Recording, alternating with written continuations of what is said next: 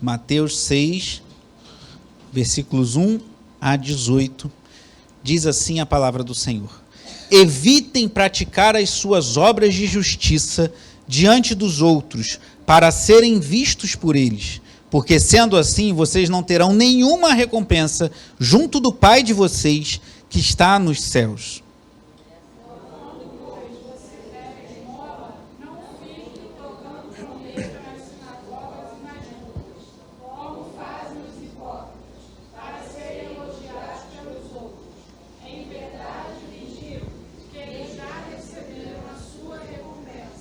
Mas, ao dar esmola, que a sua mão esquerda ignore o que a mão direita está fazendo. Para que a sua esmola fique em secreto, e o seu Pai, que vem em secreto, lhe dará recompensa. E quando orarem, não sejam como os hipócritas, que gostam de orar em pé nas sinagogas e nos cantos das praças, para serem vistos pelos outros. Em verdade lhes digo que eles já receberam a sua recompensa. Mas ao orar, entre no seu quarto e fechada a porta, olha ao seu Pai que está em secreto, e o seu Pai que vê em secreto lhe dará recompensa. E orando, não usem vãs repetições, como os gentios, porque eles pensam que por muito falar serão ouvidos. Não sejam portanto como eles, porque o Pai de vocês sabe o que vocês precisam, antes mesmo de lhe pedir. Portanto, orem assim: Pai nosso que estais nos céus, santificado seja o teu nome.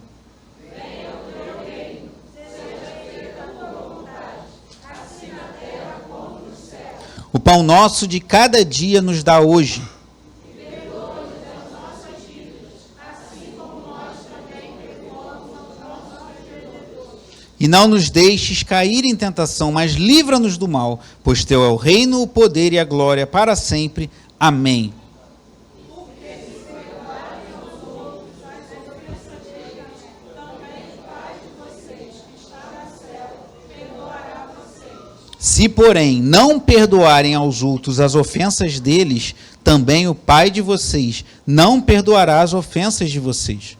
Quando vocês orarem, não fiquem com uma cara triste como os hipócritas, porque desfiguram o rosto, a fim de parecer aos outros que estão jejuando. Em verdade lhes digo que eles já receberam a sua recompensa.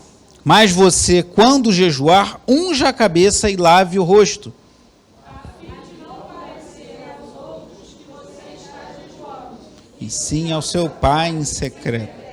E o seu Pai, que vem em secreto, lhe dará a recompensa. Glória a Deus, oremos. Pai amado e bendito, louvado seja o teu nome, pois nós oramos com confiança, Senhor, de que o Senhor ouve a nossa oração.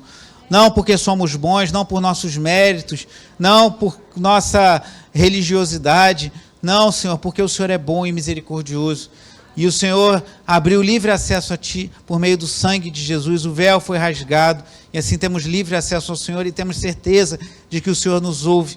Então, que em nome de Jesus, o Teu Espírito Santo ministre aos nossos corações nessa noite, que o Teu nome seja glorificado, Senhor, e nós possamos sair daqui, como dizia o diácono José Paulo no louvor, com mais fome e sede do Senhor, com mais desejo de viver para a glória do Teu nome, com mais desejo, mesmo com tantas limitações e falhas que temos, de sermos instrumentos valiosos nas Tuas mãos, para a glória do Teu nome, Senhor. Em nome de Jesus, amém. Os irmãos podem sentar.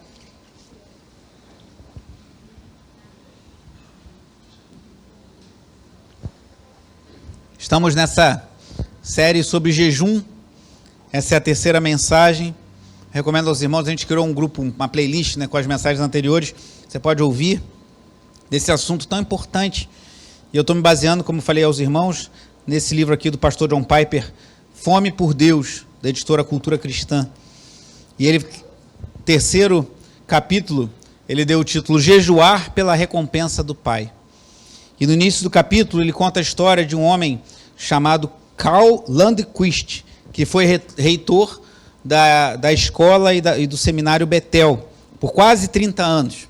E esse homem, que foi um homem que, pelo que a gente vê aqui, foi muito influente na vida do pastor John Piper, ele começou a enviar cartas E em setembro de 1989, ele contou a história de como começou a levar o jejum a sério.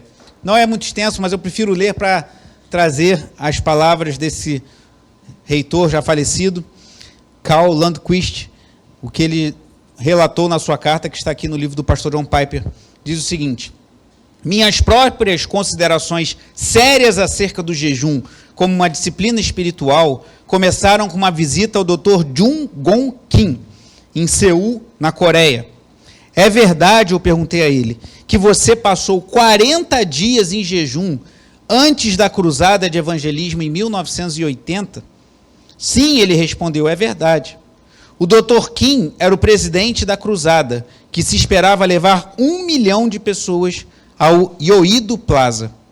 Porém, 6 meses antes da reunião, a polícia informou que estava revogando a permissão para a cruzada. A Coreia, naquela época, estava num tumulto político e Seul estava sob lei marcial. Os policiais decidiram que não podiam correr o risco de ter tantas pessoas reunidas num só lugar. Então o Dr. Kim e alguns auxiliares foram para uma montanha de oração e ali passaram 40 dias diante de Deus em oração e jejum pela cruzada. Depois eles retornaram e se dirigiram à delegacia de polícia. Ah, disse o policial quando viu o Dr. Kim, nós mudamos de ideia e vocês podem fazer a reunião. Enquanto voltava para o hotel, eu refletia sobre como nunca tinha jejuado dessa maneira. Talvez nunca tivesse desejado uma obra de Deus com tanta intensidade. Ele, esse senhor, Dr. Kim, lá da Coreia do Sul, ele tem o corpo marcado por muitos jejuns de 40 dias durante sua longa liderança espiritual da obra de Deus na Ásia. E também, no entanto, nunca viu os milagres que o Dr. Kim viu. Livro do pastor John Piper, um dos pastores reformados mais conceituados em nossos dias, relatando um testemunho, e tem muitos, se você for pesquisar a história lá da Coreia do Sul, de reuniões de oração às 5 horas da manhã, de alguém que via uma reunião que acontecia, salvo engano, às 4 da manhã, e uma vez viu um homem que não tinha as 2 pernas se arrastando com pressa, porque ele queria muito estar na oração às 4 horas da manhã. E Deus visitou com grande poder aquele país e trouxe um grande avivamento nas décadas de 70 e 80. E ele faz esse relato aqui. Mas aquele grupo de pastores decidido a fazer um encontro evangelístico com 1 milhão de pessoas, irmãos, a gente não consegue nem pensar isso. Eles, diante da dificuldade, eles separaram 40 dias, irmãos, de oração e jejum. Eu recomendo fortemente que, se você nunca jejuou, não está acostumado a jejuns longos, não faça isso. Eu também nunca jejuei 40 dias, porque você pode ter problemas, porque você vai estar se lançando numa jornada de uma hora para outra. Precisamos até para isso fazer um preparo. O autor Richard Foster, no livro Celebração da Disciplina, estimula isso. Se você quiser fazer, vai aprendendo, vai se lançando aos poucos. Mas esse autor, esse reitor, ele fala que testemunhou de irmãos que jejuaram tanto tempo, e não só uma vez, mas várias, e que pôde contemplar também como Deus se manifestou poderosamente no meio, em Seul, na Coreia do Sul. Como introdução, queria levantar 2 problemas muito atuais e opostos em relação ao jejum. Quando vamos falar sobre jejum, normalmente surgem 2 problemas de cara, que são muito comuns em nossos dias. O primeiro é o que eu chamei de o jejum interesseiro, que você vê em igrejas que pregam, por exemplo, a teologia da prosperidade e a confissão positiva, que ensina que se você fizer o jejum, ou você fizer um jejum do jeito que tem que fazer, você vai conseguir quase tudo que você quiser, vai conseguir tudo que você desejar. Se você proclamar as palavras certas, se você fizer o jejum da maneira correta, o jejum interesseiro, você vai conseguir tudo o que você quer. Deus vai ter que te dar tudo o que você quer, basta você descobrir o segredo, a fórmula mágica, que às vezes alguns incluem no jejum. Faça um jejum de 3 dias e veja o que vai acontecer com a sua família. Você precisa de um carro, jejum então uns dias. Muitas igrejas adeptas da teologia da prosperidade até abandonaram o jejum, porque estão querendo tanto ganhar clientes, que hoje em dia falar sobre jejum não é um assunto que gere muito ibope. Então já nem falam sobre jejum, só vamos você dar um dinheirinho, está tudo certo, vai resolver seus problemas do mesmo jeito. Mas muitas pessoas pensam que, se você fizer um jejum da forma certa, Deus vai ter que, você vai quase que dobrar o braço de Deus, ele vai ter que fazer exatamente as coisas que você quer. E alguns resistem ao jejum por pensar nisso. Ah, mas eu vou jejuar porque Deus não é meu empregado, eu não tenho que determinar o que Deus tem que fazer para mim. E é verdade. E o segundo ponto, oposto, mas muito atual em relação ao jejum, que aí está mais para o lado dos reformados, e nós somos uma igreja, como temos aprendido da escola dominical pentecostal reformada, é as pessoas que acham o jejum desnecessário. Pois fomos salvos pela graça, estamos aprendendo isso hoje na aula, né? Como eu falei, o diácono Marcos trouxe uma aula muito esclarecedora sobre as doutrinas da graça. Então somos salvos pela graça. O Senhor já nos salvou, o Senhor nos elegeu, o Senhor nos escolheu. Por que a gente precisa jejuar? Por que a gente precisa dedicar tanto tempo em oração? Por que a gente precisa fazer vigília? A gente não precisa mais dessas coisas. A gente já foi salvo mesmo. Ao que alguns chamam de graça barata, uma palavra usada por um mártir do cristianismo, chamado Dietrich Bonhoeffer, que morreu com 39 anos, martirizado pelos nazistas na Alemanha da Segunda Guerra Mundial. Ele literalmente doou a sua vida até a morte pela causa do Evangelho. Não entendemos que seja nem um lado nem outro. Não devemos fazer o jejum interesseiro, de fazer o jejum só visando que Deus faça exatamente tudo o que a gente quer, porque às vezes o que Deus vai mudar ao nós nos dedicarmos mais a Ele em oração e em jejum não são as circunstâncias, mas são às vezes o nosso próprio coração. Lembra que o salmista diz lá no Salmo 37,4, agrada-te do Senhor e Ele satisfará os desejos do seu coração. Mas quando a gente se agrada do Senhor, muitas vezes Ele muda o desejo do nosso coração e alinha com os desejos dEle. Entrega o teu caminho ao Senhor, o versículo seguinte é muito conhecido, Salmo 37,5, confia nele e o mais Ele fará. Então não cremos no jejum interesseiro, eu faço jejum porque eu quero que Deus me dê tudo que eu quero, e aí se eu jejuar eu vou descobrir a fórmula do sucesso e vai dar tudo certo. Mas também não achamos, como alguns acham, que o jejum é desnecessário, alguns adeptos do que alguns chamam de graça barata, que estamos na era da graça, Deus nos ama e a gente não precisa de nenhum esforço. Como alguém diz, a graça, ela exclui o mérito. Nós não temos mérito nenhum diante de Deus. Todo o mérito é de Jesus. Todo o mérito é do que Cristo fez por nós na cruz. A graça exclui o mérito, mas não exclui o esforço. Ao dizer que somos salvos pela graça, não quer dizer que não tenhamos que nos esforçar, nos dedicar. E o jejum demanda um esforço. Mas como vimos nas mensagens anteriores, se você não estava aqui ou não ouviu, recomendo que você ouça depois. Eu creio sim que o jejum é válido para nós cristãos no dia de hoje. Como falei na primeira mensagem. Na segunda, o exemplo maior que temos é que o próprio Cristo jejuou. Claro que a sua obra era uma obra única. Claro que ele é único. Mas ele também, se ele jejuou sendo o próprio Cristo, quanto mais nós não devemos pensar sobre isso. Se, como eu disse, não na segunda, mas na primeira mensagem, eu creio que isso se aplica a nós hoje. Qual a opção? Ao jejum interesseiro e aqueles que acham que o jejum é desnecessário? O jejum bíblico, um caminho sobremodo excelente. Queria chamar a atenção para 2 pontos aqui somente, nessa noite, a partir do texto de Mateus 6. Observe que Mateus 6, Jesus aqui, no seu conhecido Sermão do Monte, Mateus 5, 6, 7, aqui ele começa já dando a dica, já deixando claro aonde ele quer chegar, no versículo 1. Ele diz assim, evitem praticar as suas obras de justiça diante dos outros para serem vistos por eles, porque sendo assim, vocês não terão nenhuma recompensa junto do Pai de vocês que está nos céus. Jesus aqui já entrega o que ele quer dizer nos versículos seguintes. E ele trata dos 3 atos de piedade dos judeus da época de Jesus, que era dar esmolas, orar e jejuar. Os judeus da época, um judeu piedoso era conhecido por ser alguém que dava esmola aos necessitados, que orava e que jejuava. Então Jesus trata desses atos piedosos dos judeus de sua época e traz isso à luz do seu ensino acerca do reino de Deus. Ele já começa falando, evitem praticar essas obras de justiça, esmolas, orações e jejum, diante dos homens para serem vistos por eles. E ele fala nos versículos 2 a 4 sobre dar esmolas, é aquele texto conhecido, não saiba a vossa mão esquerda o que faz a direita. Nos versículos 5 a 15 sobre a oração, e aqui está inserida a belíssima oração do Pai Nosso, ensinada pelo próprio Senhor, conhecida como oração do Pai Nosso. E sim dos versículos 16 a 18 sobre jejum, que é o que vamos deter nossa atenção nessa noite. Mas antes de olhar sobre o ensino a respeito do jejum, versículos 16 a 18, observe que tanto ao falar sobre esmolas, quando eu falar sobre oração, Jesus usa um refrão, por assim dizer. Ele fala sobre aqueles que dão esmolas para serem elogiados pelos outros. No final do versículo 2, em verdade lhes digo que o quê? Eles já receberam a sua recompensa. Final do versículo 2, eu vou ler o versículo 2 inteiro. Quando, pois, você der esmola, não fique tocando trombeta nas sinagogas e nas ruas, como fazem os hipócritas, para serem elogiados pelos outros. E leia comigo a frase final, em verdade lhes digo, que eles já receberam a sua recompensa. E no final do versículo 4, vou ler o versículo 4, ele diz assim: para que a sua esmola fique em secreto, e o seu pai que vem em secreto lhe dará a recompensa. Quando fala sobre a oração, olha no versículo 5. E quando orarem, não sejam como os hipócritas, que gostam de orar em pé nas sinagogas e nos cantos das praças, para serem vistos pelos outros. Leia comigo a frase final do versículo 5. Em verdade, lhes digo que eles já receberam a sua recompensa. Deixa eu continuar. Mas ao orar, entre no seu quarto e, fechada a porta, ore ao seu pai que está em secreto.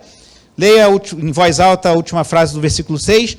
E o seu pai que vem em secreto lhe dará a recompensa. Ao falar sobre esmolas, ao falar sobre oração, e como vamos ver ao falar sobre jejum, Jesus fala que há duas recompensas possíveis. A recompensa da glória dos homens e a recompensa do favor do Pai. Então, primeiro ponto, duas recompensas. A gente pensa aqui, quando Jesus fala dos hipócritas, que eles não ganham nada, mas eles ganham sim. E por que são hipócritas? Aí já caminhando para o tema dessa noite, para o jejum, por que são hipócritas? Ao jejuarem, dizerem que estão jejuando. Eles não estão falando a verdade, eles estão jejuando e estão querendo aparecer que estão. Mas é que eles jejuam querendo parecer que amam a Deus, mas eles amam a glória dos homens. E qual é a recompensa que eles recebem? Os homens glorificam a eles. Olha o que está no versículo 16. Quando vocês jejuarem, não fiquem com uma aparência triste como os hipócritas, porque desfiguram o rosto a fim de parecer aos outros que estão jejuando. E aí, como vimos na oração e na esmola, em verdade lhes digo que eles já receberam a sua recompensa. Os homens, os hipócritas é uma palavra que vem do grego que era usada até umas máscaras, aquelas de teatro, para mostrar uma coisa que não era. Eles estavam mostrando que estavam jejuando, mas eles demonstravam um amor por Deus que era falso. Na verdade, eles amavam a si mesmos e queriam ser exaltados diante dos homens. E eles têm a recompensa. Os homens achavam que eles eram muito religiosos. E esse é o problema, irmãos. Eu falei sobre isso de manhã pregando sobre Tiago. O risco do auto-engano espiritual. Da gente achar que está tudo bem com a gente, que todo mundo nos elogia, todo mundo nos acha o máximo, todo mundo nos acha um crente super firme. E a gente, o risco de nós nos auto-enganarmos. Esses homens queriam a glória dos homens, eles tinham. Então eles receberam a recompensa. Os homens achavam que eles eram realmente muito espirituais. E era isso que eles queriam. Mas eles não receberam a recompensa do Pai. Um outro exemplo está não em Mateus, mas em Lucas. Vai em Lucas capítulo 18.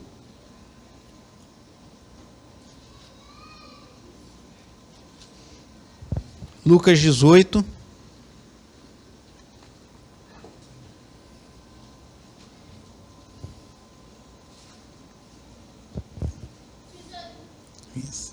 Isso, Pedro. Lucas 18.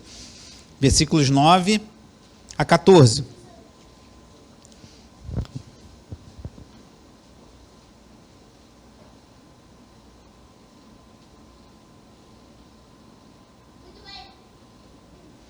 Lucas 18, a partir do verso 9. Jesus também contou esta parábola para alguns que confiavam em si mesmos por se considerarem justos e desprezavam os outros. 2 homens foram ao templo para orar. Um era fariseu e o outro publicano, aquele que cobrava impostos, aquele judeu que cobrava impostos romanos e era odiado pelos judeus por conta disso. O fariseu, versículo 11, ficou em pé e orava de si para si mesmo. Desta forma, ó Deus, graças te dou, porque não sou como os demais homens, roubadores, injustos e adúlteros, nem ainda como este publicano. Ele orava de si para si mesmo, ainda comparando. Não sou igual esse cara aí, não. Versículo 12, ele fala sobre o tema da pregação dessa noite. Jejum o quê? 2 vezes por semana. E dou o dízimo de tudo quanto ganho. O publicano, estando em pé longe, nem mesmo ousava levantar os olhos para o céu, mas batia no peito dizendo, ó Deus, tem pena de mim que sou pecador. E olha o que Jesus diz no verso 14. Digo a vocês que este desceu justificado para a sua casa e não aquele. Porque todo o que se exalta será humilhado, mas o que se humilha será exaltado. 2 homens, 2 recompensas. Um, a glória dos homens, o fariseu. Outro é justificado diante de Deus por se quebrantar e se reconhecer pecador. Voltando lá a Mateus capítulo 6. Então, 2 recompensas. Você desejar a glória dos homens, talvez você consiga. Mas você vai conseguir só isso. Você vai conseguir a sua autoexaltação e não vai conseguir nada diante do Pai. Voltando a Mateus 6, versículo 17. Mas você, quando jejuar, e aqui por isso que é um dos... Mateus 6 e Mateus 9 são os textos mais fortes das falas de Jesus, que nós entendemos que o jejum vale para nós hoje. Que ele, tanto no versículo 16 quanto no 17, ele fala quando jejuar. Ele não fala se jejuar, ou jejuem até eu partir para o Pai e vocês param. Dá a entender que Jesus espera que seus discípulos jejuem, versículo 17. Mas você, quando jejuar, unja a cabeça e lave o rosto, a fim de não parecer aos outros que você está jejuando, e sim ao seu Pai em secreto. E o seu Pai, que vem em secreto, lhe dará a recompensa. E aqui, irmãos, eu quero falar de algo sensível. Porque por causa dessa famigerada teologia da prosperidade, a gente tem dificuldade de falar dos benefícios da vida piedosa, irmãos. Porque as pessoas já entendem que então você tem que buscar Deus por interesse. E não é isso. A gente não tem que buscar Deus visando morar numa casa maior, ter um carro mais novo, embora Deus possa nos conceder essas coisas. A gente tem que buscar Deus porque Ele é maravilhoso. Mas eu não posso me furtar a dizer que Deus abençoa aqueles que o buscam. E como está lá em Hebreus 11, Deus é galardoador daqueles que o buscam. Jesus fala nas bem-aventuranças, bem-aventurados mansos que herdarão a terra, citando o Salmo 37, bem-aventurados os pacificadores, bem-aventurados os que têm fome e sede de justiça, pois serão saciados, bem-aventurados a última das bem-aventuranças, quando forem perseguidos por causa da justiça. Então, a palavra bem-aventurado vem do grego makarios, que é como é feliz, irmãos. Então, é uma promessa de alegria, de felicidade para aqueles que buscam a Deus. Eu não posso me furtar a falar isso. Há uma promessa de alegria, de plenitude do Espírito Santo para aqueles que buscam a face de Deus, inclusive dedicando-se a Deus em jejum. Se estivéssemos num outro contexto aqui, e eu abrisse para os irmãos, eu tenho certeza, até porque eu conheço a história de muitos aqui, que muitos testemunhariam, como às vezes em momentos dramáticos de sua vida, foram intensamente supridos por Deus, abençoados por Deus, sentiram alegres na presença de Deus, porque Deus é recompensador, Ele nos abençoa, não que mereçamos ou devamos buscar a Deus, buscando as suas bênçãos, mas que Ele é um Pai amoroso, que recompensa, e é isso que Jesus fala. Eu não posso falar que vamos buscar a Deus visando alguma coisa que Ele vai ter obrigação de nos dar, mas eu não posso me furtar ao que está aqui explícito na palavra de Deus, o seu Pai que vem em secreto lhe dará recompensa. Ele recompensa, irmãos. John Piper fala nesse livro que eu mencionei, é bom e correto querer e buscar a recompensa de Deus. Jesus não a ofereceria para nós se fosse inadequado almejá-la. Não é errado você desejar, você jejuar, você orar, pedindo a Deus que te abençoe, que te fortaleça, que te dê condições de suportar as dificuldades da vida. Então ore, jejue e consagre-se a Deus com expectativa de Deus te recompensar. Agora, o que Ele vai fazer é com Ele. Como Ele vai te recompensar, em que tempo, isso concerne ao Senhor. Mas busque com expectativa. Dedique-se ao Senhor. Como precisamos, irmãos, nos dedicar mais a Deus. São duas recompensas. A recompensa do hipócrita, daquele que quer aparecer que é muito espiritual. A glória dos homens. Só isso. A recompensa do piedoso, daquele que quer agradar ao Pai. O favor de Deus. O que Deus vai fazer, eu não sei, irmãos. Eu lembro que um dos momentos em que eu e Tatiana mais nos dedicamos à oração foi quando a gente descobriu uma alteração no exame do João durante a gravidez, que depois veio a confirmar o diagnóstico de trissomia do 21, que é a síndrome de Down, e a gente ficou muito angustiado com aquilo, acordava de madrugada, eu via ela de joelho na cama chorando, e a gente segurando para não abrir para muitas pessoas, que é um quadro. E foi um dos momentos em que eu mais me dediquei a Deus em jejum e oração, irmãos. E foi um momento muito difícil. Mas também eu pude experimentar de Deus, assim, muito próximo, irmãos. Às vezes, nos momentos de mais dificuldade, mais lutas, em que nós nos dedicamos mais ao Senhor, é que Ele se faz mais presente junto ao nosso lado e Ele nos recompensa, irmãos.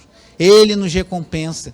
Eu não falo isso porque eu acho, eu falo isso porque Jesus me autoriza a falar isso pela sua palavra. Ele recompensa quando damos esmolas da forma correta, sem querer aparecer para os homens, quando oramos visando a glória de Deus e quando jejuamos buscando agradar ao nosso Pai. Ele recompensa, irmãos. Não posso me furtar a falar isso, porque alguns dizem que devemos fazer um escambo com Deus, como ensina a teologia da prosperidade. Isso não, mas que Deus é galardoador dos que o buscam em ermos. Preguei recentemente aqui sobre o Salmo 16, que fala, em sua direita há delícias perpetuamente. C.S. Lewis, ele diz aqui nesse livro, não sei se eu vou achar, que não há erro nenhum em nós queremos desfrutar do objeto que amamos, daquele a quem amamos, do objeto do nosso amor. Então nós amamos aqui, C.S. Lewis diz, esse autor brilhante de Crônicas de Nárnia, entre outros, que ele diz, o amor de um homem por uma mulher não é mercenário, porque ele deseja casar-se com ele, viu, Gabi? Ele quer casar com você porque ele te ama, mas não é um amor mercenário por causa disso. Os papais estão nervosos ali, calma. Nem o seu amor por poesia é mercenário porque ele quer lê-la. Tampouco o seu amor pelo exercício físico é menos digno porque ele tem vontade de correr, pular e andar. Então o fato de você gostar de uma coisa não faz com que você seja um mercenário em querer fazer aquilo. O amor, diz C.S. Lewis, por definição, busca desfrutar do seu objeto. Então nós buscamos a Deus em oração, buscamos a Deus em jejum, porque nós queremos sim estar mais perto dele, e queremos desfrutar da bênção da sua presença, e não há problema nenhum nisso. E podemos apresentar nossas causas a Deus, podemos apresentar nossas causas, nossos dramas, nossas lutas ao Senhor, em oração e em jejum, e pedir a Ele, como um Pai bondoso que Ele é, que Ele entre com providência nas nossas circunstâncias. Mas independente do que Deus fizer, nós continuaremos o adorando e o amando, pois nós o amamos acima daquilo que Ele pode fazer por nós. Após falar de duas recompensas, a recompensa da glória dos homens e a recompensa que vem do favor de Pai, eu queria falar de duas distorções da recompensa. A primeira está num texto que eu citei numa das mensagens anteriores, Isaías capítulo 58, que fala sobre jejum também. Um texto veterotestamentário clássico sobre jejum, do Antigo Testamento. Isaías 58.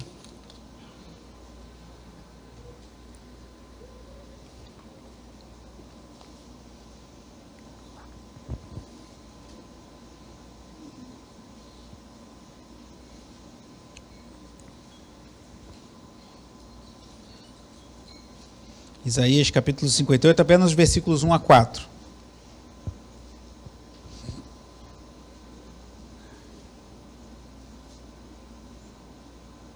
Diz assim, grite a plenos pulmões, não se detenha, erga a voz como a trombeta, e anuncie ao meu povo a sua transgressão, e à casa de Jacó os seus pecados. Mesmo nesse estado, ou seja, de transgressão de pecado, ainda me procuram, dia a dia, tem prazer em saber os meus caminhos. Como povo que pratica a justiça e não deixa o direito do seu Deus. Perguntam-me por sentenças justas, tem prazer em aproximar-se de Deus. Era um povo religioso. Era um povo que estava chegando-se a Deus. E o versículo 3 diz, dizendo, por que jejuamos se tu nem notas? Por que nos humilhamos se tu não levas isso em conta? E aí Deus responde, acontece que no dia em que jejuam, vocês cuidam dos seus próprios interesses e oprimem os seus trabalhadores. Eis que vocês jejuam apenas, olha que coisa chocante, para discutir, brigar e bater uns nos outros. Jejuando assim, como hoje, o clamor de vocês não será ouvido lá no alto. Primeira das duas distorções. Não podemos jejuar e clamar a Deus pela motivação errada, ou vivendo uma vida longe dos caminhos de Deus. Mas eu estou jejuando, eu estou orando, parece que Deus não está ouvindo, mas como você está vivendo sua vida? Como eu estou vivendo minha vida? Não podemos separar aquilo que Deus uniu. E aqui eu não falo do casamento, do homem e uma mulher, mas a piedade de uma vida santa, irmãos. Não podemos querer viver uma vida dedicada a Deus em jejum e oração e brigarmos uns com os outros, batermos uns nos outros, discutirmos uns com os outros, só nos preocuparmos com os nossos próprios interesses, oprimirmos pessoas que estão sob o nosso cuidado. Deus fala, jejuando assim como hoje, o clamor de vocês não será ouvido lá do alto. Então, duas distorções do jejum, a gente querer separar o jejum, a vida piedosa, da vida santa. A gente tem que viver do jeito que Deus quer e jejuar, clamar ao Senhor. E a segunda, aí vamos lá para o livro que estamos atravessando nos cultos pela manhã, Tiago. Hoje eu encerrei o capítulo 1, mas agora vamos ler o capítulo 4, Tiago 4.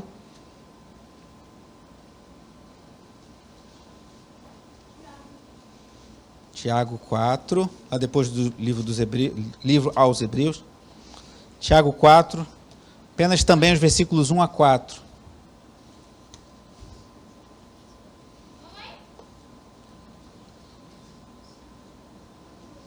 Tiago 4, versículos 1 a 4.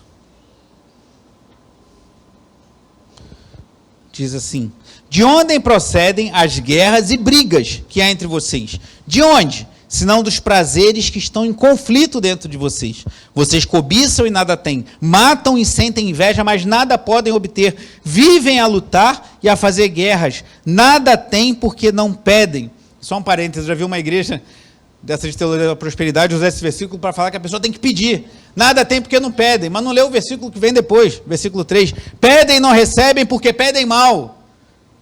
Mas não leu o resto do versículo, para esbanjarem em seus prazeres. Então o problema não é que você pede e não recebe porque você não sabe pedir, ou porque pede mal, mas é que você está pedindo pelo motivo errado. E ele continua no versículo 4. Gente infiel, vocês não sabem que a amizade do mundo é inimizade contra Deus? Aquele, pois, que quiser ser amigo do mundo, se torna inimigo de Deus. Aqui não está falando de jejum, está falando de oração. Mas se Isaías nos mostra a primeira distorção do jejum, que é a gente buscar a Deus e querer ter uma vida piedosa, mas oprimindo os outros, brigando com os outros, vivendo de forma totalmente errada, Tiago nos ensina que não podemos buscar a Deus, seja pela oração, seja pelo jejum, e abraçarmos o mundanismo. Vivermos como vivem as pessoas desse mundo, porque a amizade do mundo é inimizade contra Deus. Então não adianta, vou fazer um jejum de 40 dias, igual aquele irmão lá da Coreia do Sul, mas vai continuar amando o mundo, nada vai adiantar. Porque ao amarmos o mundo, nos tornamos inimigos de Deus. Então o que adianta se aproximar de Deus se somos inimigos dele? Duas distorções da recompensa. Vou jejuar, mas vou viver do jeito que eu quero, e vou jejuar, Deus vai ter que fazer o que eu quero. Não é assim. Seu clamor não vai ser ouvido lá no alto. Vou jejuar, mas vou amar o mundo. Não podemos fazer isso porque a amizade do mundo é inimizade contra Deus. Então, como jejuar? Unindo o que Deus nunca separou. Uma vida santa de uma vida piedosa. Uma vida que glorifica a Deus. Uma vida que não ama as coisas que estão no mundo, mas ama ao Senhor. De uma vida dedicada ao jejum, dedicada à oração, dedicada ao que Deus tem para nós. O jejum é você abrir mão do que é bom. Porque, como eu disse lá no início da primeira mensagem, e o John Piper começa o livro fazendo esse alerta. 1 Timóteo, Paulo alerta que surgiriam pessoas que proibiriam alimentos, proibiriam até mesmo o casamento. O alimento não é ruim, porque tudo pela oração e pela palavra é santificado, diz Paulo a Timóteo. O alimento não é ruim, mas nós estamos abrindo mão de algo que é bom, porque almejamos algo melhor. Abrimos mão daquilo que é temporário, por algo que é eterno. Abrimos mão do pão desse mundo, pelo pão vivo que desceu dos céus, pela presença de Deus. Então nós falamos, eu vou afligir a minha alma, eu vou me separar para me dedicar ao jejum, porque eu quero mais de Deus, eu preciso mais do Senhor. Irmãos, eu confesso que tem mensagens que marcam muito nossa alma, nos mexem com a gente, né? E vocês sabem que eu gosto de ouvir pregações com frequência, às vezes fazendo alguma coisa, e muitas mensagens me marcam, mas uma mensagem me marcou especialmente esses dias, e foi aqui na igreja. Talvez você pense, a mensagem de terça-feira do diácono Valquir, sobre Ezequiel 37, que foi uma bênção, o Vale dos Ossos Secos, e realmente foi uma mensagem muito abençoadora. 3 pontos. A destruição, como é que é? O último você quer a restauração. Mas ele foi muito impactado pelo texto de Ezequiel 37, e realmente foi uma mensagem muito propícia, muito pertinente, muito bem ministrada, com autoridade, como frequentemente ministra a palavra de Deus o diácono Valquir. Eu fui abençoado também, mas não foi essa mensagem. E para minha surpresa, porque eu vou falar uma coisa para os irmãos, mas não conta para ninguém não. Eu mesmo não costumo ouvir minhas mensagens, não. Um dia um irmão falou para mim, eu não costumo ouvir minhas mensagens. Eu falei, somos dois. Às vezes eu ouço para ver o que eu estou pregando, mas eu nunca tenho esse hábito, que eu vejo meio como uma ideia de tarefa cumprida. Eu cumpri aquela tarefa, agora já estou pensando na próxima.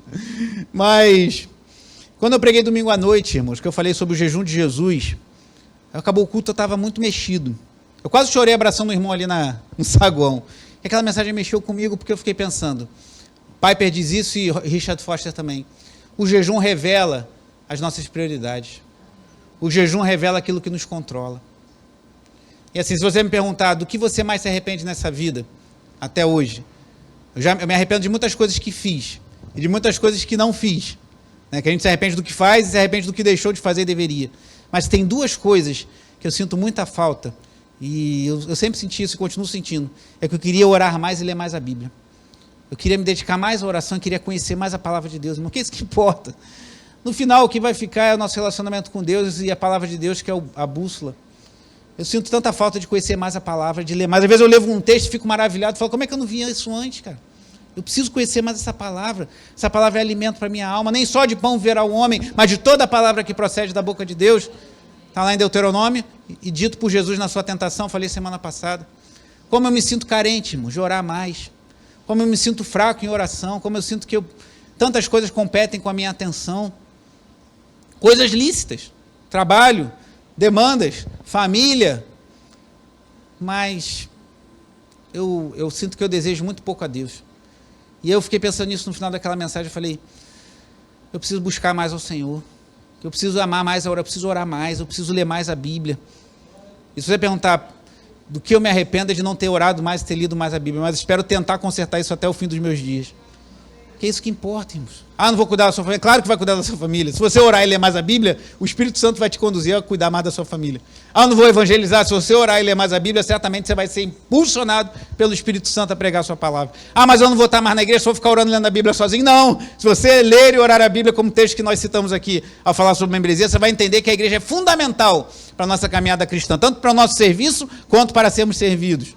Uma coisa não invalida a outra, mas o que a gente precisa é orar mais, irmão. E ler mais a palavra de Deus. Eu preciso, espero que você reconheça que precisa também. Se você está muito bem espiritualmente, glória a Deus, mas cuidado com o auto-engano. E esse texto que eu li no início desse coreano, os irmãos lá se dispõem a ficar 40 dias em jejum para fazer uma cruzada evangelística. Se a gente falar em ficar 40 minutos, já vai ter gente com o estômago, já estou com fome. Será que não podemos fazer mais para Deus? Será que não podemos nos dedicar mais ao Senhor? Será que não podemos pedir a Ele e termos mais fome e sede de Deus? E quando a gente ama muito uma coisa, as outras coisas perdem a importância. Quem aqui já tem a felicidade de ser casado, já viveu um romance com a sua noiva, que veio a ser a sua esposa, você com o seu marido? Você sabe o que é quando você está naquele início, naquela paixão, e espero que permaneça até hoje? Você quer estar com aquele que você ama. Tudo converge para o objeto do seu amor. Até quando você adquire alguma coisa que você queria muito, né, uma bicicleta, sei lá, um jogo, um livro, no meu caso. E quando chega lá, o porteiro toca, chegou uma encomenda. Será que é aquele comentário bíblico? A gente quer estar junto com aquilo que é importante para nós. Deus é importante para você, meu. Deus faz diferença mesmo na sua vida? Semana passada eu fiquei pensando, certamente Ele é importante, mas eu preciso ter mais fome e sede do Senhor. Mas você é pastor, que isso não quer dizer nada. A gente precisa mais do Senhor. E o jejum é uma declaração explícita de que eu abro mão do que é bom por aquilo que é melhor. Eu abro mão do que é lícito, porque eu preciso de Jesus. Não porque eu possa fazer ou não, mas eu preciso do Senhor. Não é uma lei, não é uma regra, como eu falei em mensagens anteriores, a Bíblia não desclara como devemos jejuar, quantos dias, quantas horas, de que forma, mas pense sobre isso. O quanto da sua alma almeja por Deus, o quanto do seu coração deseja que o seu nome seja glorificado. Nós vamos ver em mensagem seguinte, que a igreja de Atos, ela jejuava. Atos capítulo 13 e Atos capítulo 14, diz que eles se reuniram em oração e jejum para enviar missionários para o campo. Temos sede para que pessoas sejam alcançadas pela mensagem do Evangelho? Se nós amarmos ao Senhor de todo o nosso coração, com todas as nossas forças, com todo o nosso entendimento, Ele será tudo o que mais ansiamos. E não haverá sacrifício que seja demais para estarmos mais perto dEle. Eu pretendo, nesse mês vamos ter o aniversário da igreja em novembro. A gente às vezes faz uma celebração ou outra, não vamos fazer nada de outro mundo, até porque a Bíblia não fala para comemorar o aniversário da igreja, nem o aniversário da igreja. O povo da aliança não comemorava aniversário, mas não é pecado você comemorar aniversário. Vemos 2 aniversários na Bíblia, de Faraó, lá quando José está preso, e quando João Batista está também ali no aniversário de Herodes. Mas não é pecado nós comemorarmos aniversário, nós celebrarmos a vida, o que Deus tem nos concedido, e eu creio que a igreja também é uma oportunidade de nós glorificarmos a Deus por tudo que Deus fez até aqui nesses últimos 12 anos. E vamos relembrar isso, no próximo mês a gente vai falar sobre isso, no boletim a gente vai falar sobre isso, vamos recordar dos feitos do Senhor ao longo desses 12 anos em que essa igreja tem se mantido aqui, pregando o Evangelho, anunciando a Cristo, falando do amor de Deus. Mas eu penso em, de repente, nesse período em que vamos, depois da vigília do dia 15, possivelmente a gente vai começar um jejum coletivo, possivelmente de 21 dias. Não que todo mundo vai ter que ver, cada um vai jejuar da forma que desejar e, se desejar, se engajar nessa empreitada. Nós oramos pela nossa igreja, irmãos. Numa reunião, uma irmã falou isso para mim, eu senti o desejo no aniversário da igreja, a gente fazer um jejum pela igreja, eu guardei isso no coração, e a gente não vai orientar as pessoas a fazerem 21 dias, salvo se você quiser e estiver se sentindo preparado para isso, mas muita calma nessa hora. Mas de repente a gente fazer como se fosse um relógio de oração, e temos ao longo desses 21 dias, pessoal, porque 21 dias não é um número místico, não é nada disso, mas nós dedicarmos intencionalmente um tempo em oração, para que Deus abençoe nossa igreja, para que Deus nos dê direção, para que Deus nos dê visão, que se nós não dependermos dele, como disse Jesus em João 15, sem mim nada podeis fazer. A gente pode fazer muitas coisas, mas não vai valer de nada.